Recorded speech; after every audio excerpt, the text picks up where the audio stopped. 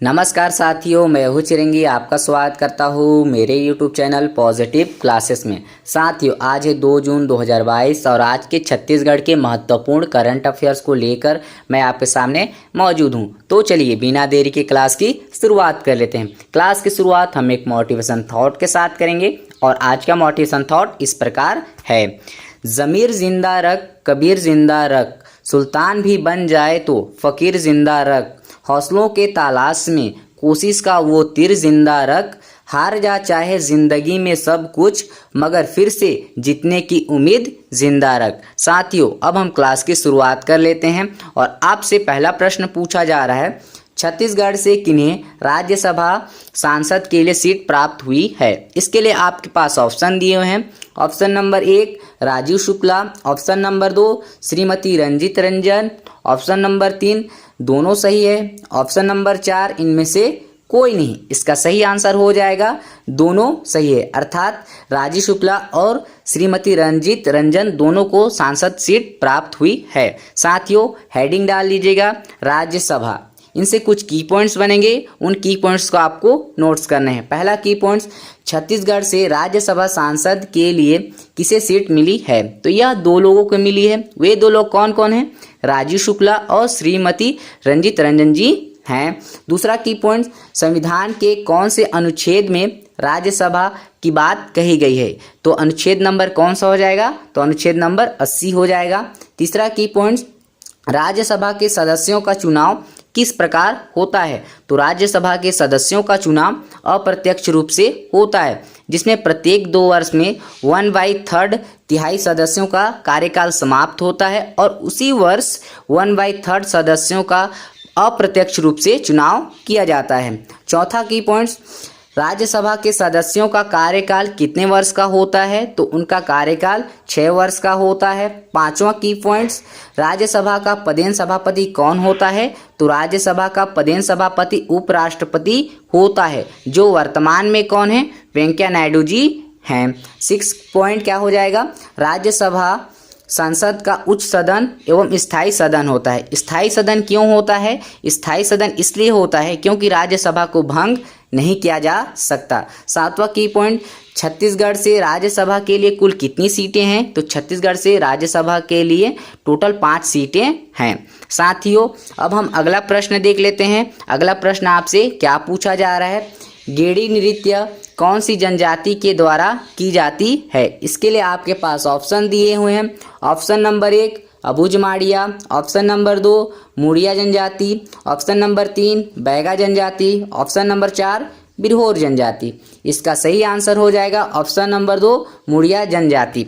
साथियों, हेडिंग डाल लीजिएगा गेड़ी नृत्य। इनसे कुछ की पॉइंट्स बनेंगे, उन की पॉइंट्स को आपको नोट्स करने हैं। तो पहला की पॉइंट्स बनता है, गेड़ी नृत्य कौन सी जनजाति के द्वारा की जाती है, तो यह मुड़िया जनजाति के द्वारा की जाती है।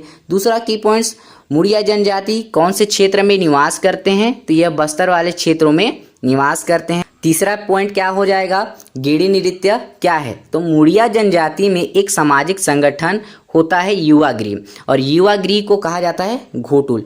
इसी घोटुल निवासियों के द्वारा गेड़ी नृत्य किया जाता है। इस गेड़ी नृत्य में केवल और केवल पुरुष ही भाग लेते हैं, इसमें महिलाएं भाग नहीं लेती हैं।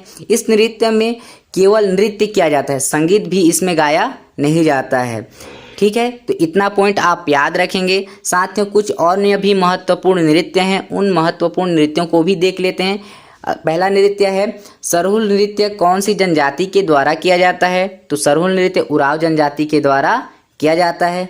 दूसरा ककसार नृत्य कौन सी जनजाति के द्वारा किया जाता है, तो यह अबुझमाड़िया जनजाति के द्वारा किया जाता है। तीसरा दमनच नृत्य कौन सी जनजाति के द्वारा किया जाता है, तो यह पहाड़ी कुरवा जनजाति के द्वारा किया जाता है। चौथा परघैनी नृत्य कौन सी जनजाति के द्वारा किया जाता है, तो यह बैगा जनजाति के द्वारा किया जाता है। 5वां परब नृत्य कौन सी जनजाति के द्वारा किया जाता है, तो यह धुरवा जनजाति के द्वारा किया जाता है। 6वां बिल्मा नृत्य कौन सी जनजाति के द्वारा किया जाता है, तो बिल्मा नृत्य बैगा एवं गोंड जनजाति के द्वारा किया जाता है। साथियों, अब अगला प्रश्न देख लेते हैं। अगला प्रश्न क्या पूछा जा रहा है, बेरोजगारी दर रिपोर्ट मई 2022 के संदर्भ में क्या सही है। इसके लिए आपके पास ऑप्शन दिए हुए हैं। ऑप्शन नंबर 1, यह report centre for monitoring Indian economy के द्वारा जारी किया जाता है। दूसरा ऑप्शन, इस रिपोर्ट में देश की बेरोजगारी दर 7.1% बताई गई है। तीसरा ऑप्शन है छत्तीसगढ़ की बेरोजगारी दर 0.7% बताई गई है। चौथा, उपर्युक्त सभी। इसका सही आंसर हो जाएगा उपर्युक्त सभी। साथियों, हेडिंग डाल लीजिएगा बेरोजगारी दर रिपोर्ट मई 2022। इनसे कुछ की पॉइंट्स बनेंगे, उन की पॉइंट्स को आपको नोट्स करने हैं। पहला की पॉइंट्स, बेरोजगारी दर रिपोर्ट मई 2022 यह कौन जारी करता है? तो यह CMIE यानी centre for monitoring Indian economy के द्वारा यह रिपोर्ट जारी किया जाता है। इस रिपोर्ट में हमारे भारत देश की बेरोजगारी दर कितनी बताई गई है? तो उसमें 7.1% बताई गई है। इसमें अगर यही पूछा जाता है कि छत्तीसगढ़ की बेरोजगारी दर कितनी बताई गई है, तो छत्तीसगढ़ की बेरोजगारी दर 0.7% बताई गई है, जो देश में सबसे कम बेरोजगारी दर वाले राज्यों में प्रथम स्थान पर है। साथियों, अब हम कुछ महत्वपूर्ण प्रश्न भी देख लेते हैं। पहला है, नेशनल अचीवमेंट सर्वे 2021 में छत्तीसगढ़ का कौन सा स्थान है? इसका आंसर होगा 34वां। नेशनल अचीवमेंट सर्वे 2021 यह रिपोर्ट स्कूली शिक्षा के आकलन के लिए जारी किया जाता है, जिसे केंद्रीय शिक्षा मंत्रालय द्वारा जारी किया जाता है। दूसरा क्वेश्चन है, छत्तीसगढ़ नेशनल पार्क के क्षेत्र में वन संसाधन प्रमाण पत्र देने वाला कौन सा क्रम का राज्य है? तो यह दूसरे क्रम का राज्य है। तीसरा क्वेश्चन, देश में सबसे ज़्यादा तंबाकू एडिक्ट बच्चे किस राज्य में पाए जाते हैं? तो यह छत्तीसगढ़ राज्य में पाए जाते हैं। साथियों, अगला प्रश्न देख लेते हैं। अगला प्रश्न क्या पूछा जा रहा है? दाई दीदी क्लिनिक योजना के संदर्भ में क्या सही है? इसके लिए आपके पास ऑप्शन दिए हुए हैं। ऑप्शन नंबर 1, इस योजना की शुरुआत 19 नवंबर 2020 को होती है। दूसरा, इस योजना का लाभ केवल छत्तीसगढ़ की महिलाएं ही ले सकती हैं। तीसरा, इस योजना के तहत महिलाओं को निःशुल्क इलाज किया जाता है। चौथा ऑप्शन है उपर्युक्त सभी। इसका सही आंसर हो जाएगा उपर्युक्त सभी। साथियों, हेडिंग डाल लीजिएगा दाई दीदी क्लिनिक योजना। इनसे कुछ की पॉइंट्स बनेंगे, उन की पॉइंट्स को आपको नोट्स करने हैं। पहला की पॉइंट्स, दाई दीदी क्लिनिक योजना की शुरुआत कब होती है? तो दाई दीदी क्लिनिक योजना की शुरुआत 19 नवंबर 2020 को होती है।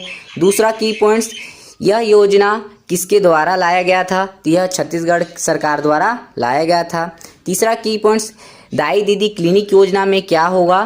तो छत्तीसगढ़ की समस्त महिलाओं का निःशुल्क इलाज किया जाएगा, जिसके लिए आपको ऑनलाइन रजिस्ट्रेशन कराना पड़ता है। चौथा, अब क्या हुआ है?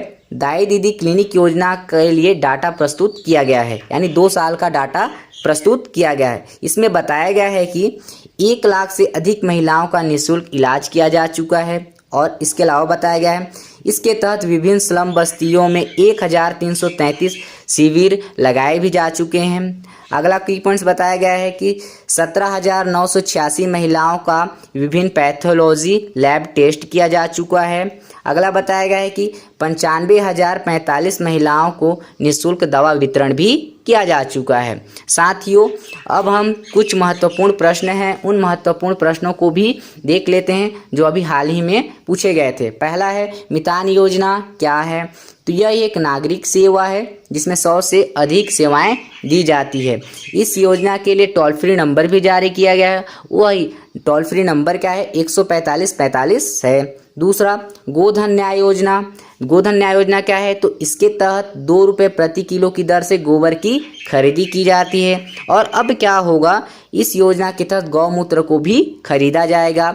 तीसरा, राजीव गांधी किसान न्याय योजना बोल रहा है। तो राजीव गांधी किसान न्याय योजना के तहत क्या होता है? तो प्रदेश के सभी किसानों को खरीफ फसल के लिए सहयोग राशि प्रदान की जाती है।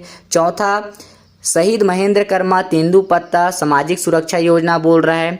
तो इस योजना के तहत क्या होता है? ऐसे परिवार जो तेंदुपत्ता का संग्रहण करते हैं, उन परिवारों को सामाजिक सुरक्षा दिया जाता है। इसके लिए तेंदुपत्ता की खरीदी 4,000 रुपये प्रति मानक बोरा की दर से की जाती है। पांचवा, मिशन अमृत सरोवर। इस योजना में क्या हो रहा है? तो इस योजना के तहत प्रत्येक जिला में 75 तालाबों का निर्माण कराया जा रहा है। साथियों, ये रहा आज का सेक्शन। आपको कैसा लगा? कमेंट सेक्शन में कमेंट जरूर कीजिएगा। मिलते हैं अगले वीडियो में।